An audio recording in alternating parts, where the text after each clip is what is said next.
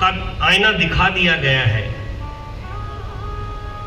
मैंने समाचार पत्र में पढ़ा था, सुना भी था, बहुत ज्यादा संपत्ति होने के बाद भी अगर बच्चों को आपने संस्कार नहीं दिया, शिक्षा नहीं दी, सनातनी शिक्षा, तो रेमंड कंपनी के मालिक का नाम शायद विजय जी था, ऐसा कुछ, ऐसे कुछ था ना। उनकी क्या हालत हुई, कल्पना करिए, कोई छोटी मोटी कंपनी नहीं है, क्या दिन देखनी पड़ी। क्या पुत्र का यही कर्तव्य है? मान लिया जाए हर एक पिता अपने पुत्र से अनन्य प्रेम करता है, आत्मा वही जायते पुत्र। पुत्र कितना भी दुर्व्यवहार कर ले पर माता पिता कभी उसके साथ दुर्व्यवहार नहीं करते हैं। लेकिन ये ध्यान रखें, अगर माता पिता के एक भी आंसू गिर गए तो तुम्हारे सारे पुण्य एक साथ सांप सीढ़ी के समान नीचे आ जाएंगे और खत्म होते देर नहीं लगेगी। कोई लाख करे चतुराई, लाख तुम चतुर हो, लाख बुद्धिमान हो कि मेरी संतान मेरे साथ ऐसा व्यवहार नहीं करेगी, पर गीता अगर सत्य है तो उन वाक्यों को प्रत्येक को समझ लेना चाहिए। जिन्हें सत्संग में आते हैं, समझते हैं, वो जानते माता पिता भगवान का स्वरूप है। कर्मकांड में मातु पितृ चरण कमलेभ्यो नमः। भागवत जी में जब इंद्र पराजित हो गया, बलि ने ब्राह्मणों की कृपा से विश्वजित यज्ञ किया और ब्राह्मणों ने कृपा का कवच पहनाया और बलि के यहां शंख बजाया। बलि ने स्वर्ग में जाकर के सारे देवता बिना युद्ध किए ही ब्राह्मण के तपोबल से भयभीत होकर के भाग गए और भगवान की शरण में गए। कहीं न रक्षा नहीं हुई। कहा प्रभु आप रक्षा नहीं करेंगे? भगवान ने कहा देखो भाई, इस समय बात ऐसी है कि मैं भी तुम्हारी रक्षा नहीं कर सकता हूं, क्योंकि इस समय ब्राह्मण की कृपा का कवच पहन करके बलि आए हैं। तो मैं देखो लोहे को ही काटता है। इस समय त्रिभुवन में तुम्हारी कोई रक्षा नहीं कर सकता, मैं भी नहीं कर सकता। तो देवताओं ने भगवान से कहा क्या शरणागति व्यर्थ जाएगी? आप समर्थ हैं प्रभु। भगवान ने कहा ना, शरणागति तो व्यर्थ नहीं जाएगी, मैं मार्ग बताता हूं। इस समय तुम्हारे माता पिता ही तुम्हारी रक्षा कर सकते हैं। विचार करिए, जो कार्य भगवान भी नहीं कर सकते वो कार्य माता पिता कर सकते हैं। लेकिन उसकी महिमा को जब समझे तब ना। इसलिए अवश्यमेव भोक्तव्यम कृतम कर्म शुभाशुभम।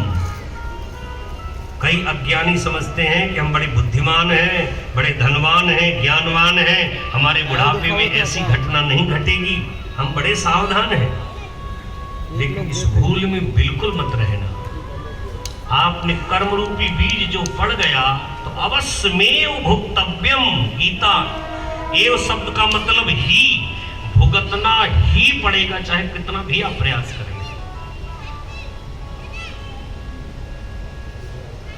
तो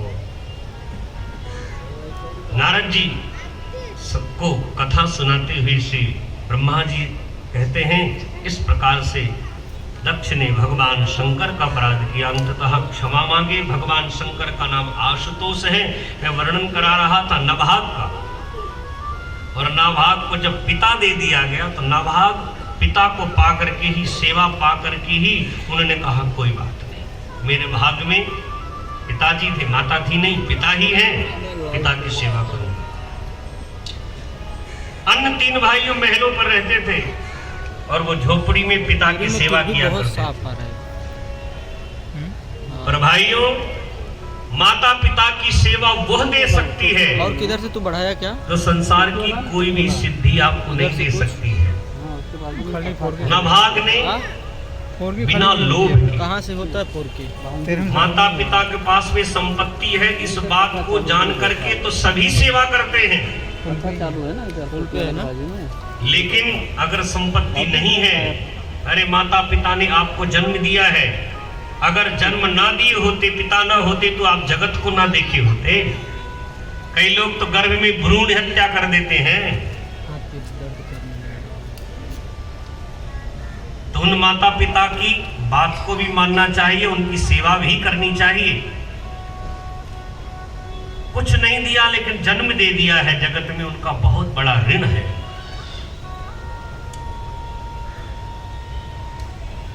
नभाग ने पिता की निस्वार्थ सेवा की, लेकिन ये ध्यान रखना, पिता की सेवा कभी व्यर्थ नहीं जाती।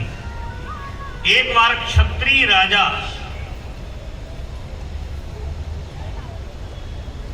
बहुत बड़ा वन में यज्ञ कर रहे थे। उस यज्ञ में बहुत सारी सामग्री, रत्नों, स्वर्ण पात्र आदि थे। अपार वैभव वाला यज्ञ हो रहा था। बड़े बड़े ऋषि मुनि आ रहे। संयोग से भगवान नभाग की पितृ भक्ति से प्रसन्न हो गए भगवान शंकर। शंकर बाबा ने विचार कर लिया कि इसने पिता की सेवा की है, इसके भाइयों ने इसका हक ले लिया है।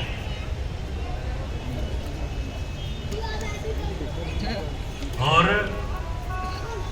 भाइयों के हक लेने वाला जीवन में कभी सुखी नहीं रहता है। कितना भी छीन ले,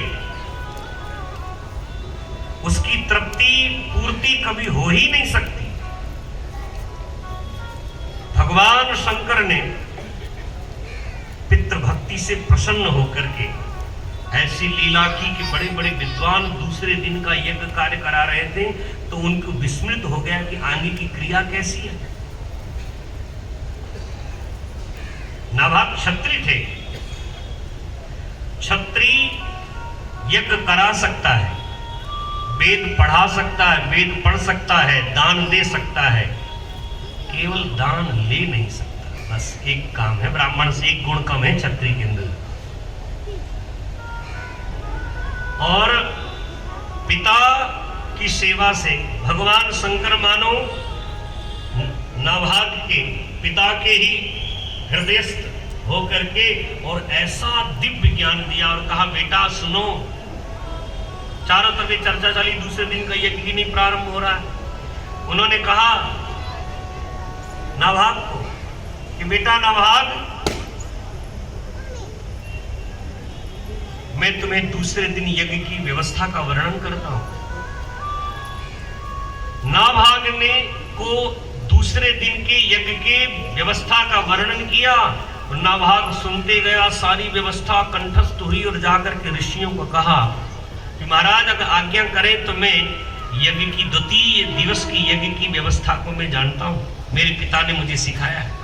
देखिए, पिता सैया पर पड़े हुए थे, लेकिन न जाने कब कैसी कृपा कर दें। कुछ नहीं था, केवल ज्ञान था, धन देने के लिए नहीं था। तो ऐसा ज्ञान दे दिया कि जाओ, राजा, बड़े बड़े राजा यज्ञ कर रहे हैं और जाकर के द्वितीय दिवस के यज्ञ की व्यवस्था का वर्णन करके आ जाओ। ऐसा ऐसा होता है। और जाकर के नभाग ने जो यज्ञ की व्यवस्था का वर्णन किया, यज्ञ साबित ही संपन्न हो गया। राजा और ऋषियों ने कहा कि हम तो कोई लोभ से यज्ञ कर नहीं रहे थे, एस तो रुद्रभागोस्त, जो शेष बचा है इसे आप लेकर के जाओ। इतना अपार धन था, अगर पिता की जो संपत्ति तीनों ने बांट लिया था, अगर उसे भी मिलाया जाए तो उससे भी कई गुना था। ये पिता की सेवा का फल। देखिए, एक दिन में ही एक यज्ञ की व्यवस्था का वर्णन करते हैं, क्योंकि विद्या का दान ऐसा है, विद्या का ज्ञान जिसके पास है, धन तो पीछे पीछे आता है, उसके पीछे पड़ जाता है। और का ये सारा द्रव्य जो शेष बचा हुआ है, ये सब तुम ले जाओ। नभाग ने पिताजी को आकर के चरणों में प्रणाम किया, वाह पिताजी।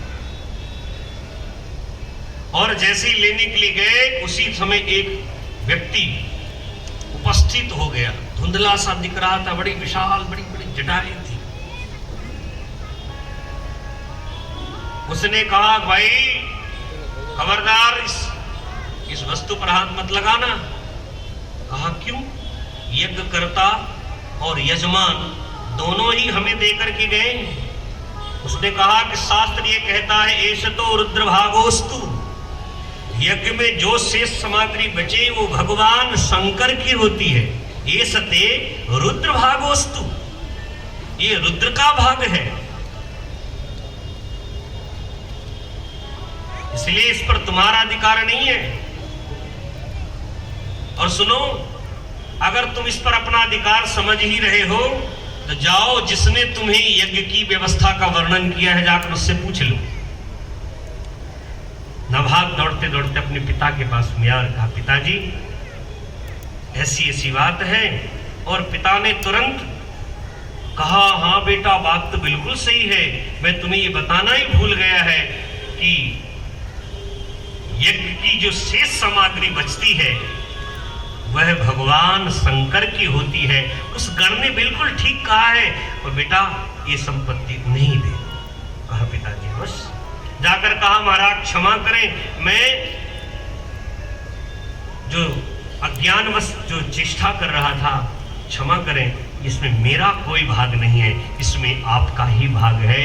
उसी समय पिता के प्रति निष्पक्ष अपने पुत्र का प्रेम ना देखते हुए उन्होंने निष्पक्ष निर्णय दिया था कि ये सती रुद्र भागवस्तु भगवान शंकर प्रकट हो गए। बोल शंकर भगवान की जय। कोई और नहीं थे, साक्षात भगवान शंकर ही थे। ये सती रुद्र भागवस्तु। कहा नभाग ये ले जाओ, हम तुम्हारे पिता के, तुम्हारे पितृ भक्ति से हम प्रसन्न हैं और तुम्हारे पिता के द्वारा सत्य निष्ठा में प्रसन्न है। तुम्हारी निष्ठा पिता की सेवा में है और तुम्हारी पिता की निष्ठा सत्य पर है, क्योंकि उन्होंने पुत्र का मोह न करते हुए उन्होंने सत्य को स्वीकारा कि वास्तव में ये तो रुद्र भागवस्तु। तो यज्ञ में बची हुई सामग्री कभी हमें अपने घर में नहीं लानी चाहिए, न रखनी चाहिए। संकल्प की ही वस्तु उसे हर संभव प्रयास करना चाहिए, नहीं तो हमें दरिद्रता हमारा भरण कर लेती है। कई लोग कहते हैं महाराज इतना पूजा पाठ करते हैं फिर भी हमारे ऊपर विपत्तियां दरिद्रता हमारे पीछे पड़ी। भाई कहीं ना कहीं भूल जरूर होती होगी, समझ में नहीं आती, इसलिए कोई भी कार्य को समझ करके करना चाहिए। बोल शंकर भगवान की। अब नारद जी ने पूछा कि महाराज आप भगवान के चरित्र बड़े अनंत हैं और भगवान शिव ने किस किस पर कृपा की। तब कहते हैं कि सुनो, जब भगवान शंकर ने मुझे आदेश दिया कि ब्रह्मा तुम विधाता बनकर के सृष्टि का सृजन करो, तो दाएं अंग से मुझे प्रकट किया, बाएं अंग से नारायण को प्रकट किया। नारायण को उन्होंने पालन की व्यवस्था दी, मुझ ब्रह्मा को उन्होंने सृजन करने के लिए आज्ञा दी। मैं सृजन कार्य में लगा, पालन कार्य में लगा। मेरा तो एक ही लक्ष्य है कि ज्यादा से ज्यादा सृष्टि का सृजन हो। तो मैंने जैसे ही मेरा बेटा, अनेक बेटाओं को अपना अपना दिया, मैंने 10 ऋषियों को मानसिक जन्म दिया और मैंने मन से एक अद्भुत क्लियर दिख रहा है पुरुष को प्रकट किया, जिस पुरुष का नाम है कामदेव। अद्भुत स्वरूप था उसका। और ऋषियों उसी समय अद्भुत रूप मेरे सन्मुख प्रकट हो गया, जिसको देख करके जितने भी ऋषि मुनि गण थे उस कामदेव को देख करके बड़े ही मोहित हुए। इतना सुंदर पुरुष था। ब्रह्मा जी कहते मैं भी इसे टकटकी लगा कर देखता रहा। देखते ही देखते ही मेरे शरीर से समबिंदु पसीने निकला और उसी पसीने से ब्रह्मा जी कहते हैं रति का जन्म हुआ, जो कामदेव की ही पत्नी कहलाई। जाकर के कालांतर में वही रति, सती और रति कालांतर में वो दक्ष की पुत्री बनकर के रति प्रकट हुई और रति का विवाह कामदेव के साथ में हुआ। और सती का विवाह आप सुन ही चुके थे कि भगवान शंकर के साथ में हुआ था। बोल शंकर भगवान की। कहते कालांतर में एक मेधा तिथि हुई, उन्होंने मेरे ही पुत्र थे ब्रह्मा जी कहते हैं, मैंने रति को दक्ष की पुत्री बनवाया और दक्ष को कहा और दक्ष ने कामदेव के साथ में अपनी पुत्री रति का विवाह कर दिया। सुखदेव श्री ब्रह्मा जी कहते हैं कि नारद जी एक संध्या नाम की कन्या हुई मेरी, और संध्या ने ये संकल्प लिया, तप करने के लिए चली गई, और संध्या ने इस तप में संकल्प लिया था कि संसार में मैं अभेद दृष्टि से देखूं, अकाम दृष्टि से देखूं। संध्या ने ये बात मुझसे कही तो मैंने संध्या से कहा कि समस्त कामनाओं को पूर्ण करने वाले भगवान शंकर हैं। जाकर के कठोर संध्या ने भगवान शंकर का तप किया। भगवान शंकर प्रसन्न हुए, शंकर से कहा, प्रार्थना करके कहा कि हे प्रभु, मुझे आप ऐसा वरदान दीजिए कि मैं दुनिया में अकाम रहूं, मेरी कामनाएं, मेरे मन में कोई कामना प्रकट ही ना हो। भगवान शंकर ने कहा कि देखो ये संसार है, ये कामनाओं से भरा हुआ है, ये कामनाओं से बचना बहुत मुश्किल है। कहा मेरे प्रति कभी हृदय में मेरे कुविचार का जन्म ना हो। भगवान ने कहा कि ऐसा ही होगा। संध्या ने एक वरदान और मांगा, जो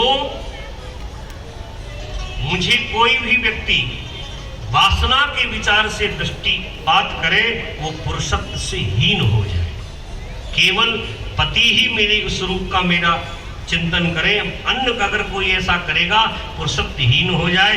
तो ऐसा ही तब भगवान शंकर ने कहा कि सुनो देवी, कुछ ही दूर पर यहाँ मेधा तिथि दिव्य यज्ञ कर रहे हैं, और उस यज्ञ में तुम जाना, और मेरे आशीर्वाद से तुम सबको देखोगी, लेकिन तुम्हें कोई नहीं देखेगा। तुम उसी यज्ञ में योगाग्नि के रूप में अपने आप को आहूत कर देना, और उसी यज्ञ से पुनः तुम प्रकट होगी अयो निजा बन करके, और तुम फिर मेधा तिथि की पुत्री बनोगी ऋषि की, और तुम्हारा विवाह चंद्रभागा के नदी के तट पर तुम तप करना, और दूसरे जन्म में तुम्हारा ऐसे सिद्ध ऋषि वशिष्ठ के साथ में विवाह संपन्न होगा, जो समस्त शास्त्रों को जानने वाले हैं। और मेधा तिथि किया वहीं पुनः अरुंधति के रूप में वह प्रकट हुई, और उनका खूब उसने कठोर तप किया वशिष्ठ जी को पति के रूप में पाने के लिए।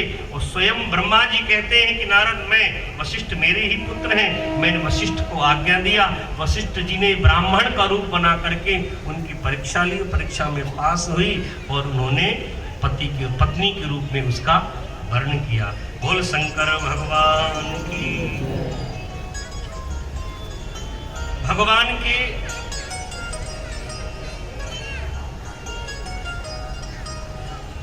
शंकर के चरित्र अनंत हैं। संध्या के आत्म आहुति के बाद में अरुंधति के रूप में अवतरण हुई, और मुनिवर वशिष्ठ के साथ में उसका सादर विवाह संपन्न हुआ। बोल शंकर भगवान की।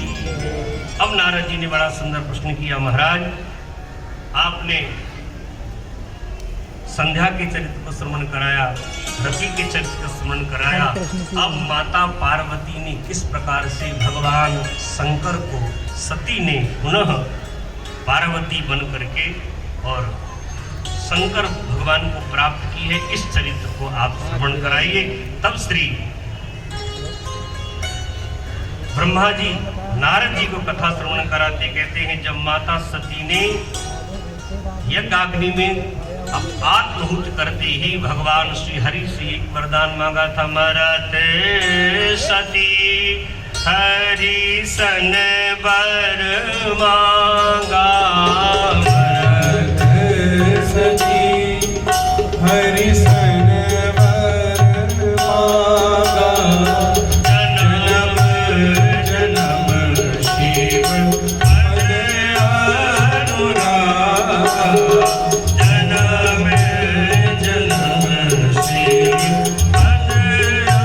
अनुरागा,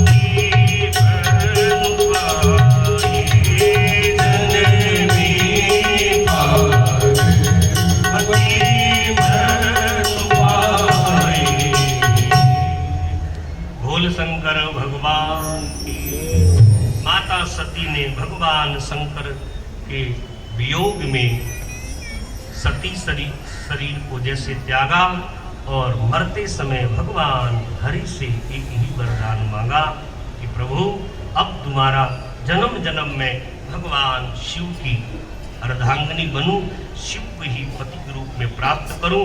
जैसे माता पार्वती पुत्री के रूप में प्रकट हुई हैं। नारद जी ने जैसे ये समाचार सुना और नारद जी समाचार सुनते ही हिमालय के यहाँ नारद जी का आगमन हुआ है। नारद समाचार सब पाए, नारद समाचार सब पाए, ओ दुखी गिर सिधाए, ओ दुखी गिर सिधाए, निज सौभाग्य बहुत गिरिवर ना, निज सौभाग्य बहुत गिरिवर ना, सुता बोली में की मुनि चरना, सुता बोली में की मुनि चरना। त्रिकालज्ञ सर्वज्ञ तुम, जाति सर्वत्र तुम्हारी, कहूँ सुता के दोष गुण, मुनिवर हृदय विचारे। सारे देवता भगवान जैसे ही माँ पार्वती का जन्म हुआ दर्शन कर कर गए। नारद जी महाराज तो हैं विचरण कर रहे थे त्रिभुवन में। जब पता चला कि माता पार्वती के रूप में माँ भवानी का जन्म हुआ है, नारद जी समाचार पाते ही शीघ्र ही हिमांचल राज्य के यहाँ माँ का दर्शन करने के लिए आए। और जैसे अपने घर में देवर्षि संत को आया देख करके महाराज हिमांचल ने कहा कि आप ऋषि मुनियों की कृपा से मेरे घर में सुता का जन्म हुआ है। तुरंत नारद जी के चरणों में प्रणाम कराया और कहा महाराज आप तो त्रिकालज्ञ हैं, आप ज्ञाता हैं, आप बताइए मेरे बच्ची का भविष्य कैसे होगा। हर एक व्यक्ति को ये भविष्य के बारे में चिंता रहती है। जब भी कोई संत महात्मा घर में आते हैं, बेटी बेटा बड़े हो छोटे हो, तुरंत कहते महाराज कोई ऐसी कृपा करो। नारद जी के सामने जैसे ही सुता को चरणों में रखा, नारद जी सबसे पहले तो गुण बतलाए। ज्योतिषियों का ये धर्म बनता है, जब भी किसी की कुंडली देखें, जन्म पत्रिका देखें तो पहले अच्छे अच्छे गुण बताना चाहिए। भाई तुम्हारे में तो केंद्र में बृहस्पति बैठा हुआ, वाह भाई। जिसका सूर्य बलवान हो, केंद्र में बैठा हो तो कहना ही क्या उसका। उच्च का गुरु धन स्थान पे बैठा हुआ है, चारों तरफ से धन तुम्हारे पीछे पड़ जाएगा, मकान वाहन सेवक सब तुम्हारे पीछे। चंद्रमा चतुर्थ स्थान में है, सुख की कोई कमी नहीं रहेगी। तो अच्छे अच्छे पहले गुरु का बखान करना चाहिए और अंत में जब भी कोई दोष हो तो धीरे से बताए। देखो भाई, गुण दोष से संसार बना है? अगर मनुष्य अवतार मर्त्यावतार तब अमर्त सक्षण, भगवान ने मानव लीला राम जी ने की और फिर भी उन्हें भी इस मर्यादा का पालन करना पड़ा, तो जीवन में सुख दुख बना रहता। तुम्हारी कुंडली बहुत अच्छी है, बहुत अच्छा, लेकिन थोड़ी सी बात ये गड़बड़ है, ये थोड़ा सा उपाय करो सब ठीक हो जाएगा, ऐसे बताना चाहिए। और आपने बैठते ही देखते ही कुंडली देखो हो अष्टम स्थान में राहु की दृष्टि पड़ रही है, कष्ट का और मृत्यु का स्थान है, सावधानी से गाड़ी चलाना, एक्सीडेंट होने की संभावना है महाराज, अब खतरा। और मार्केस चल रहा है शनि और ले सारी कुंडली धरी की धरी नहीं। तुम बाद में तुम कुछ भी बताओ, सुनने के लिए तैयार नहीं है। अरे जब होगा तब होगा, तुमने टेंशन अभी से दे दिया उसको। हाँ, सावधान करना चाहिए, पर एकदम धीरे से। मेरे प्रसंग रखो, अच्छी चीजें बताओ, इसके बाद धीरे से सावधान कर दो, भैया ये बात थोड़ी ठीक नहीं है। हाँ गुरुजी अवश्य। तो वो सावधान होकर करेगा कि भाई है, बाकी तो सब अच्छा है, ये थोड़ा सा गड़बड़ से भी ठीक करना। तो नारद जी ने सबसे पहले माता जी के गुण गण गाए। सुंदर सहज, माता कैसी है माँ जी? कि सुंदर सहज सुशील सयानी, सुंदर सहज सुशील सयानी, नाम उमा अंबिका भवानी, नाम उमा अंबिका। वसनो सब लक्षण संपन्न कुमारी, सब लक्षण संपन्न कुमारी, हुई है संतति प्रियहि प्यारी, हुई है संतति प्रियहि प्यारी। सब लक्षण संपन्न सुता कुमारी। कैसे नारद जी वर्णन कर रहे हैं? सारे लक्षणों में अपनी प्रिय की बहुत प्रिय होंगी। अरे इनका नाम लेकर के पतिव्रता तो पातिव्रत का संकल्प लेंगी, ऐसी पार्वती होंगी, इनका नाम होगा।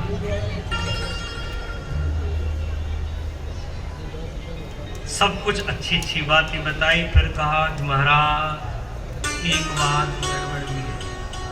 बाकी तो सब ठीक है, लेकिन जो इसका पति मिलेगा ना, उसकी कुंडली में विराग योग है। जिसकी कुंडली में द्वादश भाव में केतु बैठा रहता है, उसका मोक्ष होता है। अब वैराग भाव है इसमें। अच्छा, तो मोक्ष होगा तो अच्छी बात है। बोले ना वो पूरा बाबा वैरागी होगा। अच्छा, तो कैसे होगा? तब नारद जी ने कहा है, आगन यमा आगुन यमान तो पितृहीना, उदासीन सब संशय छीना। इसका जो पति होगा ना, अगुण अमान मात पितृहीन, माता पिता कुछ होएगी नहीं इसके। तो क्या महाराज अनाथ मिलेगा? बोले ना, अनाथ नहीं है तो जगन्नाथ हो, कोई नहीं है। तब नारद जी ने पहले अच्छी सी बात बता करके, वाह देवर्षि वाह, आप तो त्रिकालज्ञ हैं, और त्रिकालज्ञ के हिसाब से उन्हें वर्णन भी किया कुंडली का। तब नारद जी कहते हैं, जोगी जटिल अकाम मनु, नमन यमंगल भेष, अस स्वामी यही कहीं मिलही, परिहस्त यश। इसके हाथ में ऐसी हाथ में रेखा पड़ी हुई है, जोगी जटिल अकाम, भगवान शंकर निष्काम जोगी है, जटाओं धारण की हुई है। अस स्वामी यही कहीं मिलही, इसको ऐसे स्वामी मिलेगा। इसके हाथ में ऐसी रेखा पड़ी हुई है। ये बात सुन करके तो माँ मैना तो मतलब बड़ी दुखी हो, पिता भी बड़े विचार करने लगे, क्या करें? ऐसी रेखा पड़ी ही है। ब्रह्मा जी ने कहा, अब मैना जो लगे बुलाओ थी ने दुखी होने लगी। महाराज हिमांचल समझा रहे हैं, देवी रिकॉर्डिंग में विधाता ने जो विधान लिखा है उसे स्वीकार तो करना पड़ेगा। कहाँ गए ये बैठी हैं? नारद जी महाराज जैसे ही इसका ये रिकॉर्डिंग में तो कम ही है साला, गुण दोष तक ही। बखान करके ऐसे जाने ज्यादा है ना? लगे। फोटो में ज्यादा है, नारद 10 जी ने है पूरा। संकेत दिया कि ज्योतिषी को कुंडली का वर्णन तो करना चाहिए, लेकिन अगर दिखाने वाला ज्यादा निराश हो तो चुपचाप हो जाना चाहिए, बहुत ज्यादा बिना बताए सलाह नहीं देनी चाहिए। हिमांशु, जब मैं ना एकदम दुखी होने लगी तो नारद जी ने बताना बंद कर दिया। अब कहा वैसे जाने लगे तो पुनः मैंने बोले बाबा इधर आओ। तो बाबा जब आप इतना जानते हो ऐसा ऐसा पति मिलेगा तो खुल के ही बता दो ना कौन है वो, हैं? तो शायद है हम कुछ प्रयास करेंगे तो कुछ दोष को गुण में परिणित हो जाए। तब नारद जी ने कहा हाँ ये बात है ना। जी बर के दोष बखाने ते सब शिव पही में अनुमाने। जे बर के दोष बखाने ते सब शिव पही अनुमाने। जो विवाह शंकर सन होई तो सम गुण सम कह सब को। जो विवाह शंकर सन होई तो सब गुण सम कह सब को। कहते हैं जितने भी ये दोष मैंने गिनाए हैं ये सारे दोष शंकर में मैच खाते हैं, ये मिलते हैं शंकर बाबा से। और सुनो देवी, ये जितने दोष हैं कुंडली में बाबा शंकर से मिलते हैं। बाबा कुछ उपाय यूट्यूब में डालने का बनाएगा भाई, जो दोष बताते हैं उपाय भी बताते हैं। और आजकल उपाय का ट्रेंड ही चल रहा है, कथा को लोग छूते नहीं है। और ये बिलपत्र वहां चिपका दो, वहां एक दीपक जला दो, वहां पर अगरबत्ती जला दो, धन की वर्षा हो जाए। तो फिर काम धंधा करने की क्या जरूरत, दीपक जलाओ बैठ के। आए दिन टीवी बल्ले शिव पुराण की कथा में सुन रहा था, छूते नहीं है शिव पुराण की ओर। और दुनिया भी यही चाहती है। हर एक आदमी व्यथा से व्यथित है, दुख से परेशान है, लेकिन ये जान भगवान गीता के महावाक्य को मानना चाहिए। कर्म आप करिए, स्वतंत्र है, अच्छी बात है, श्रद्धावान होना चाहिए। शास्त्रों में संतों के वचनों पर विश्वास होना चाहिए। इसका मतलब ये नहीं कि विश्वास करके बैठ जाएं और कर्म कुछ नहीं। रास्ता है। आप कर्म करिए, ईश्वर पर पूर्ण आस्था रखें, जगह लेकिन कर्म प्रधान विश्व करें। हाँ, बाद में हुई है सोई जो राम रचि राखा। पहले आप कर्म करिए, इसका मतलब ये नहीं कि भगवान ने कह दिया है रामायण जब हुई है सोई जो राम रचि राखा। राम जी ने जो रच दिया वो तो होगा ही, तो हाथ में हाथ धरे बैठे रहो तो कुछ नहीं होगा। ये ध्यान रखना, होगा तभी जब तुम कर्म करोगे। बिना कर्म किए कृपा होती नहीं है। राम जी ने सुग्रीव शरण में आया तो कहा सुन सुग्रीव मारी हो बाली एक ही बाण। बड़ा परेशान था सुग्रीव, राम राम राम बंधुन हो मोरिये काला। और भगवान ने कहा कि सुग्रीव प्रसन्न हो गया कि मेरा भाई नहीं, ये बंधु नहीं, ये काल है, राम जी मार देंगे इसको। सुग्रीव बड़ा प्रसन्न हुआ, बस अब तो मेरा संकट गया, अब मुझे करने की कोई जरूरत नहीं है, राम जी मार देंगे। पर राम जी ने कहा सुबह सुबह का वाली ऐसा करो, जाओ बाली से लड़ने। इधर से भी होता है लेकिन पीछे से और चमकता भी तो मैं मारूंगा। भगवान ने कहा मारूंगा मैं, तब फिर सरकार मुझे क्यों भेज रहे हो पिटने के लिए? इधर से होता है, इधर फोकस मारते मार दो ना यहीं से। भगवान ने कहा समझो।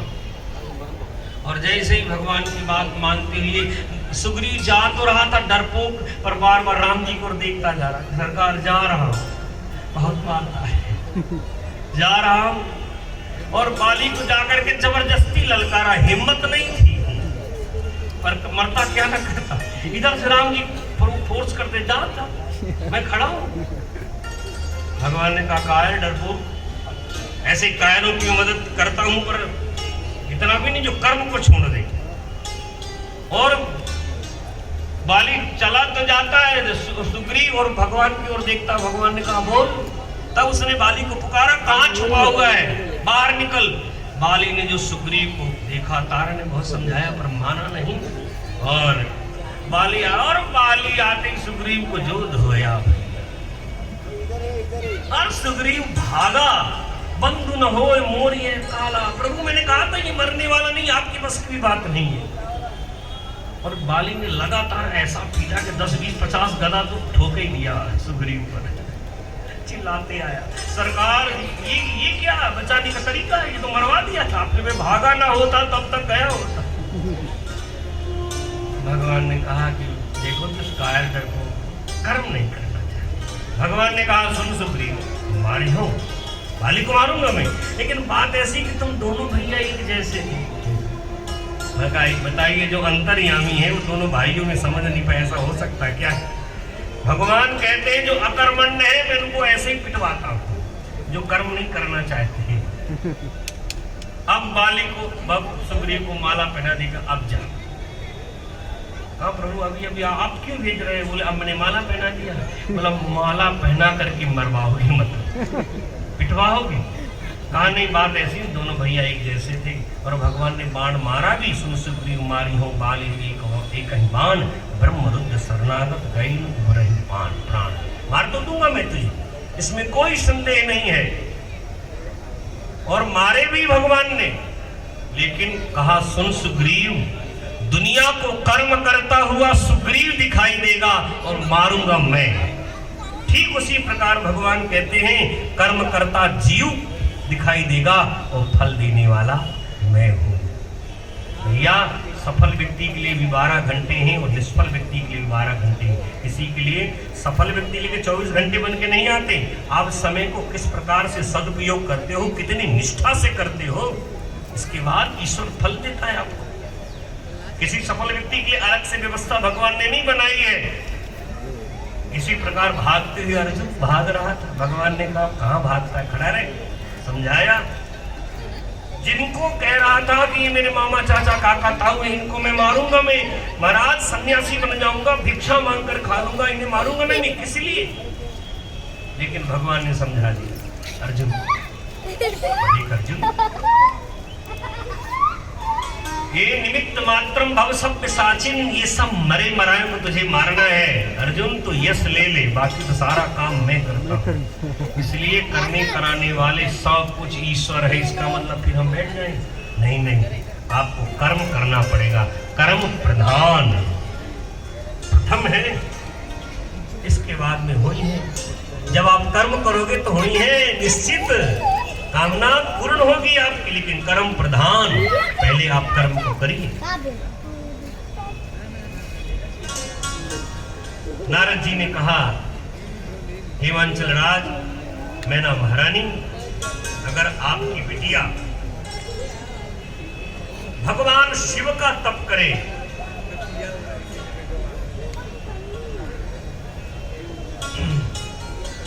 जो तप करेगे कुमारी तुम्हारी, भावी मीत सकई त्रिपुरारी।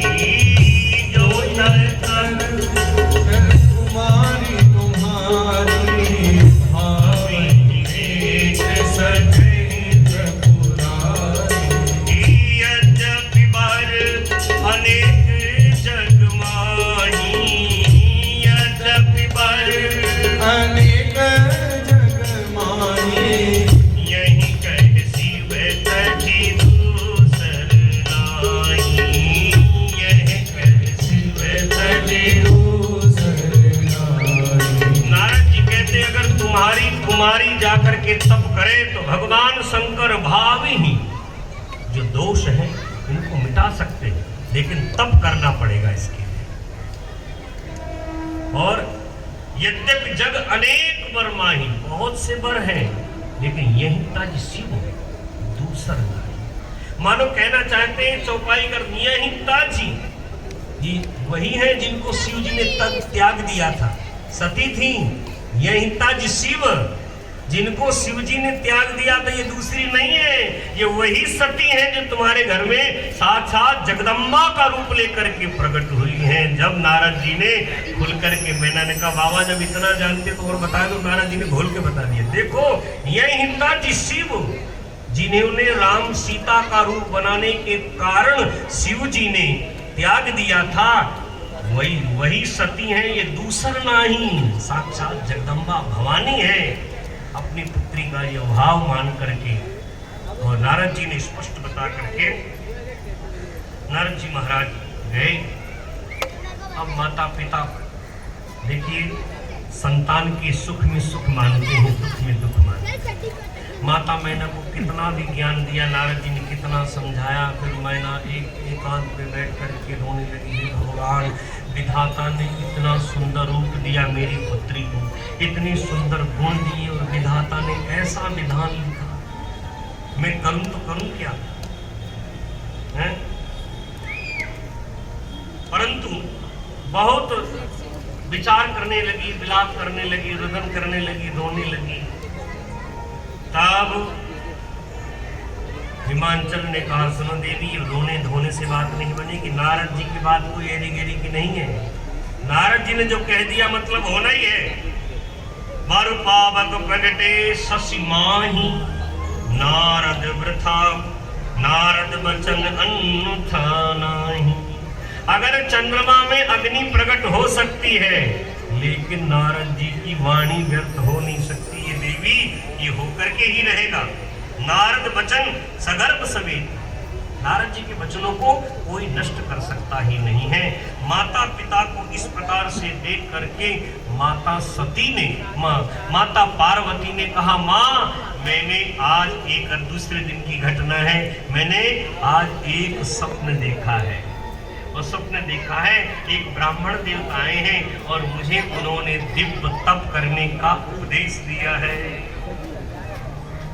और माँ तप के बल के द्वारा